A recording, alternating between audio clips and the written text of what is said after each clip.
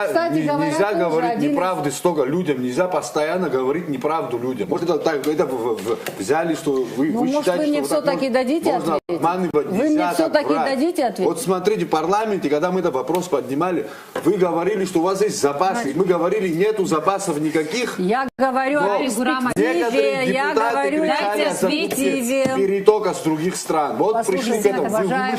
Микрофоны выключайте, дайте договорить. Вообще страна развивается, и если у нас не будет источника генерации, у нас два варианта.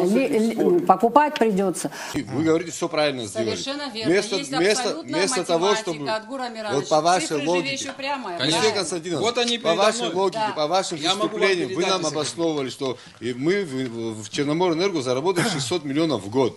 Это были ваши прогнозы. Получили на выходе минус 3 миллиарда перетоком. Пока неизвестно, минус 3 пока миллиарда никто не получил. Ну, пока неизвестно источник финансирования. Не надо уводить в сторону. Я не увожу в сторону, я говорю, что мы не знаем, мы будем платить за это. Сейчас мы до этого дойдем, наверное. Теперь, что касается 900 миллионов. Что такое 900 миллионов? Я хочу, чтобы наши граждане понимали, потому что цифра 900 миллионов такая заоблачная, что люди даже не понимают, чего лишаются наши граждане. Вы лишили больниц детских, школ, садов, вот за счет собственных бюджетов, оказывается, абхазский бюджет может располагать такими суммами, чтобы улучшить жизнь гражданам. Но вы этого не делаете, потому что в период, когда у нас, вот мы же планируем год, да, вы знали, что будет зима, вы знали, что будет переток, про все это знаете. Что вы делали в этот период?